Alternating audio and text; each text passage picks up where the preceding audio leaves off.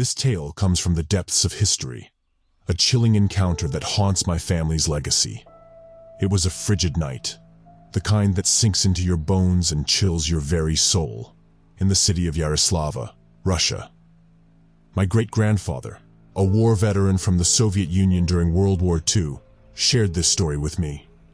He spoke of a time not long after the Battle of Luki, a battle that may not have been well known, but was drenched in the blood of both Soviet and German soldiers. The evening was meant for celebration, an escape from the horrors of war.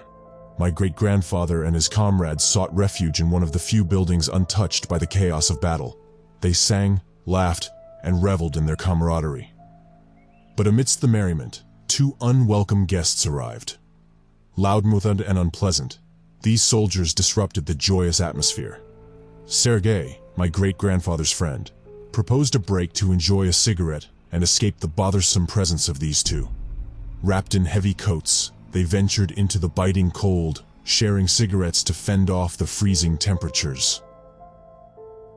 As they conversed, the night seemed eerily still despite their victory in battle. Little did they know that the calm would soon shatter. In the distance, a blood-curdling scream pierced the silence, a cry of agony that echoed through the woods. Fear gripped their hearts, for they feared it might be one of their comrades, caught in the clutches of vengeful Germans. Rushing back inside, they grabbed their weapons, preparing for a potential confrontation with an enemy patrol.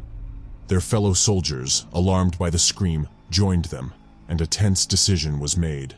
They would venture into the woods, ready to face whatever awaited them.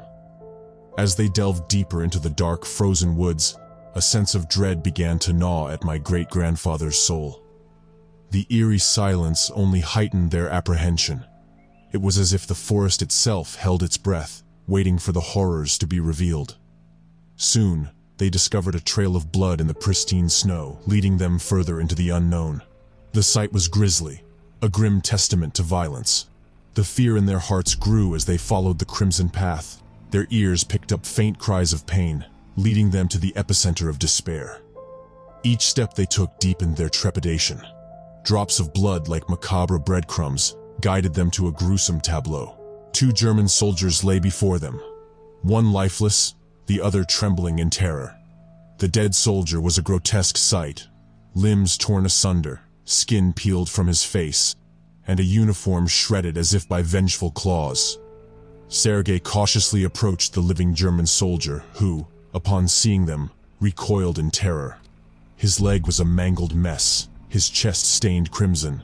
The German uttered incomprehensible words in his native tongue, his eyes wide with fear. He seemed haunted, as if by some unspeakable horror. As my great-grandfather moved closer to the lifeless German, an indescribable odor assaulted his senses, a foul stench that defied explanation.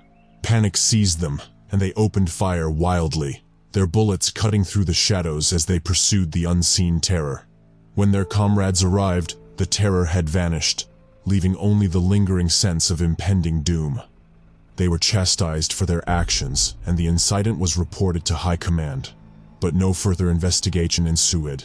To this day, my great-grandfather's voice trembles when he recounts the tale, the mangled corpse, the haunted German, and the towering, nightmarish entity that eluded them.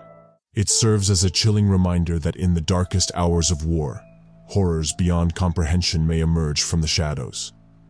And as I share this tale with you, I can't help but wonder what unspeakable terrors still lurk in the recesses of history, waiting to be uncovered by those who dare to tread where darkness dwells.